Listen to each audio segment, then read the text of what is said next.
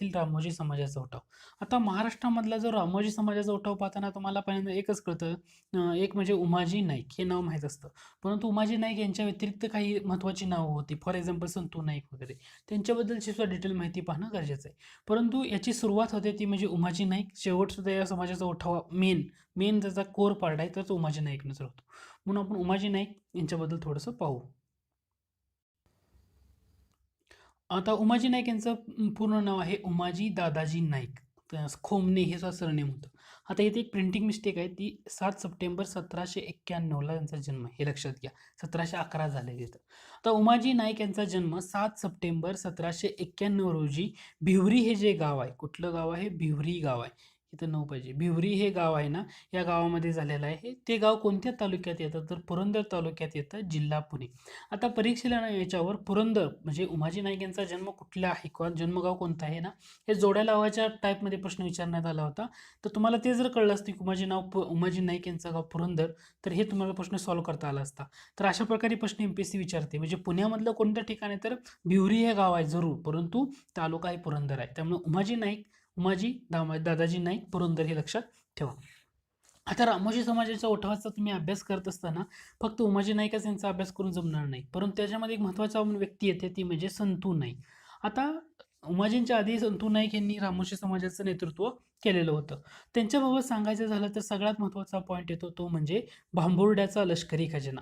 तर त्यांनी तो 1824 साली लुटला. संतू नाईक यांच्या नेतृत्वाखाली भांबुर्ड्याचा लष्करी खजिना केव्हा लुटण्यात आला होता?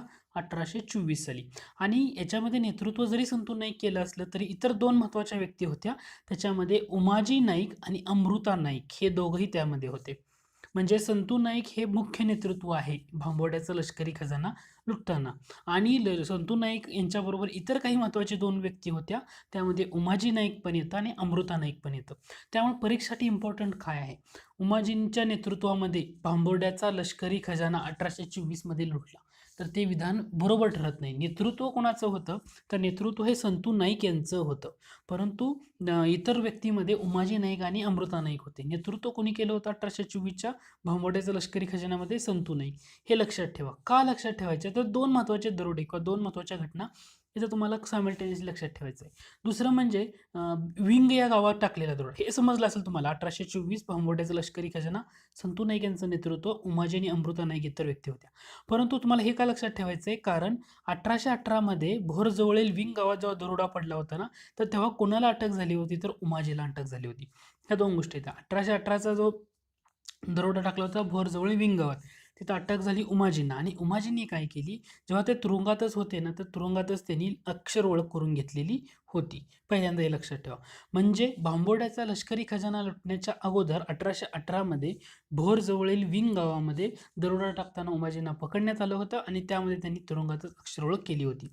आणि 1824चा जो भांबोड्याचा लष्करी खजाना लुटला, नेतृत्व जे संतू नाईक आणि उमाजी आणि अमृता नाईक इतर दोन महत्त्वाच्या व्यक्ती होत्या. तर हे सायमल्टेनियसली दोन्ही गोष्टी लक्षात ठेवणं गरजेचं आहे. आता जेव्हा संतू नाईक यांच्या नंतर रामोशी समाजाचं नेतृत्व कोणी केलं असेल तर ते केले उमाजी नाईक यांनी. नंतर महत्त्वाच्या पॉईंटमध्ये येतो तो म्हणजे उमाजींना पकडण्यासाठी इंग्रजांनी जी जबाबदारी देण्यात आली होती, तर ती दोन व्यक्तींकडे देण्यात आलेली होती, परंतु त्यांना ते यश आलं नाही. तर त्या दोन व्यक्ती कोण हे तुम्हाला कळलं पाहिजे. एक होते कॅप्टन अलेक्झांडर आणि दुसरे होते कॅप्टन मॅकिंटॉश. कॅप्टन अलेक्झांडर आणि कॅप्टन मॅकिंटॉश या दोघांना उमाजींना पकडण्यासाठी जबाबदारी देण्यात आली होती, परंतु त्यांना ते यश आलेलं नाही. प्रश्न असा पडतो की उमाजींना पकडलं कसं? तर उमाजींना पकडण्यासाठी एका भारतीय व्यक्तीनेच मदत केली. त्या व्यक्तीचं नाव आहे नाना चव्हाण. 15 डिसेंबर 1831 रोजी वयाच्या 40व्या वर्षी उमाजींना पकडण्यात आलं. त्यांना पकडण्यासाठी मदत कुणी केली? तर एका भारतीय व्यक्तीनंच केली. त्या व्यक्तीचं नाव आहे नाना चव्हाण. आणि उमाजींना अटक झाली ती एक्झॅक्टली ती कुठं झालेली आहे? उत्तोळी किंवा उत्रवली हे जे गाव आहे ह्या ठिकाणी उमाजींना अटक झालेली आहे. नाना चव्हाण यांच्या मदतीने इंग्रजांनी त्यांना पकडलेलं होतं. नाना चव्हाण हे सुद्धा पॉईंट खूप लक्षात ठेवणं गरजेचं आहे. परीक्षांना अशावर सुद्धा प्रश्न विचारला जाऊ शकतो. त्यामुळे 15 डिसेंबर 1831 रोजी नाना चव्हाण यांच्या मदतीनं इंग्रजांनी उमाजींना पकडलं. उत्तोळी किंवा त्याला उत्तरवली असं ते गावाचं नाव आहे, तिथं पकडण्यात आलं होतं. आणि त्यानंतर त्यांना फाशी देण्यात आली. कुठं फाशी दिली तर 3 फेब्रुवारी 1832ला. 3 फेब्रुवारी 1832ला म्हणजे वयाच्या 41व्या वर्षी उमाजी नाईक यांना फाशी देण्यात आली. फाशी दिलेलं ठिकाण सुद्धा खूप महत्त्वाचं आहे. ते म्हणजे पुण्यामधलं खडकमाळ आळी या ठिकाणी. पुण्यामधलं कोणतं ठिकाण आहे? खडकमाळ आळी या ठिकाणी उमाजींना फाशी देण्यात आली. तर आता इथं बरीचशी नावं आहेत, बऱ्याचशा गोष्टी आहेत. आणि जेव्हा उमाजींना फाशी देण्यात आली तर त्यांच्यासोबत इतर दोघांनाही फाशी झाली होती. त्याच्यामध्ये खुशाबा नाईक आणि बापू सोळकर हे दोनही व्यक्ती होत्या, हे लक्षात ठेवा. उमाजींना जेव्हा फाशी देण्यात आली तेव्हा खुशाबा नाईक आणि बापू सोळकर ह्याही व्यक्ती होत्या. म्हणजे तुम्हाला काय लक्षात ठेवायचं याच्यामध्ये, महाराष्ट्रातील रामोजी समाजाच्या उठावामध्ये पहिल्यांदा लक्षात ठेवायचं, उमाजी नाईक 7 सप्टेंबर 1791ला जन्म आहे. त्या भिवरी गाव, पुरंदर तालुका, पुण्यामधला.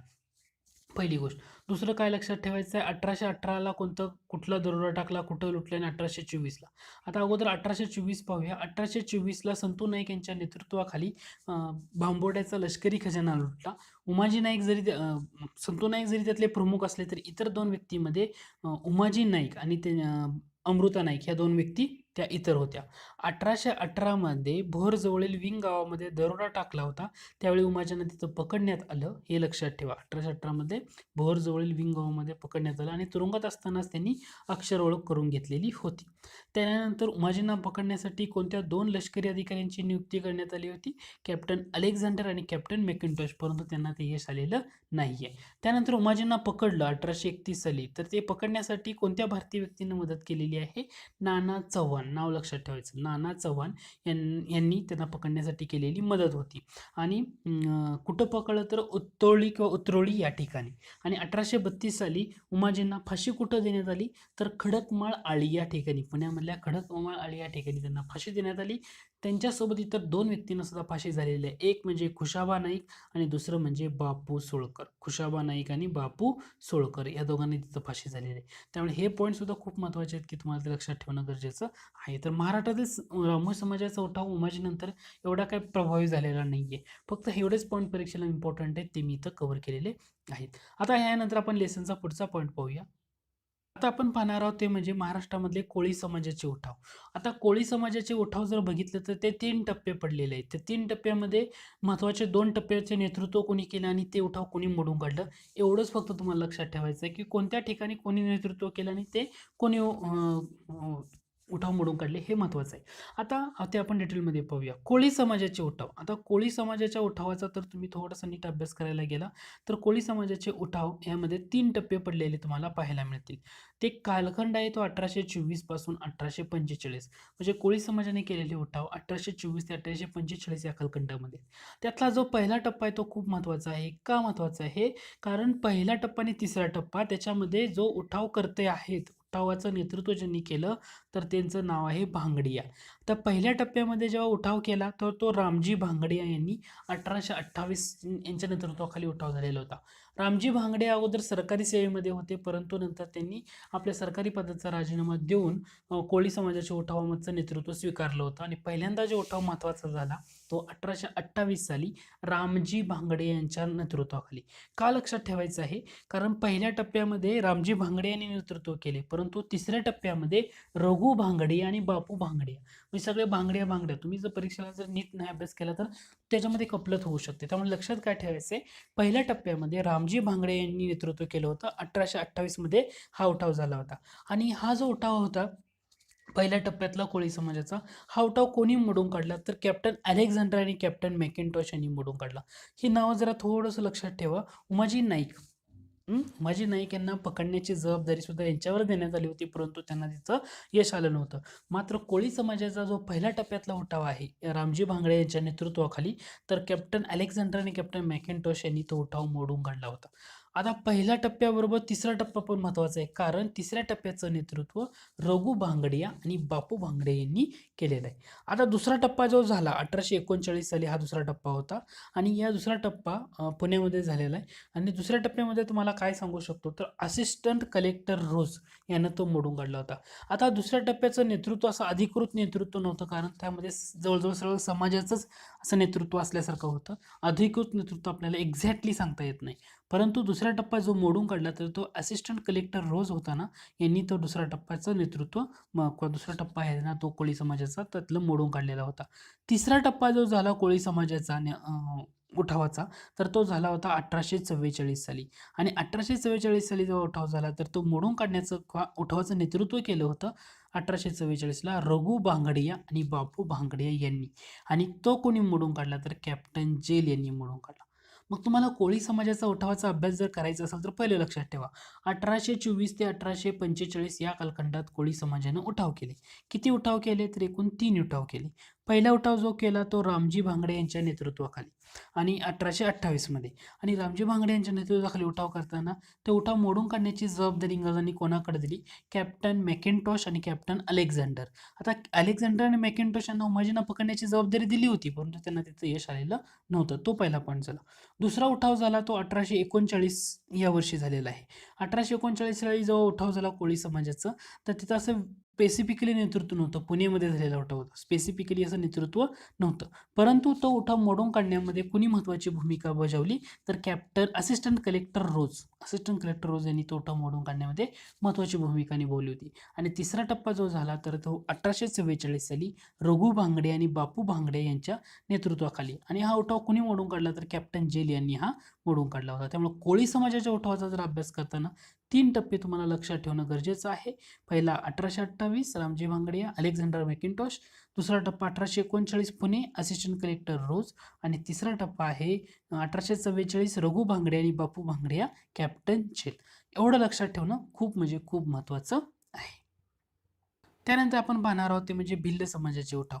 आता भिल्ल समाजाच्या उठावामध्ये ना ह्याचं महत्त्वाचं काय आहे, उठावातलं नेते कोणते होते, कोणत्या वर्षी कोणत्या नेत्याच्या अंडरखाली हे उठाव झाले, हे महत्त्वाचं आहे. आणि एवढं जरी लक्षात ठेवलं मोर दॅन इनफ आहे.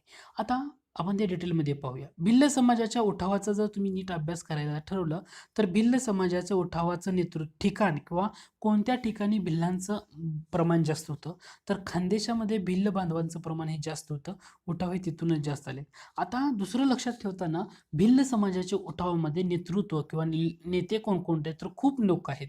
त्याच्यामध्ये चिल नाईक येतात. चिल नाईक, शेख ढुल्ला, हिरा, सेवाराम घिसाडी, खरजा सिंग, हे 5 नावं महत्त्वाचे आहेत.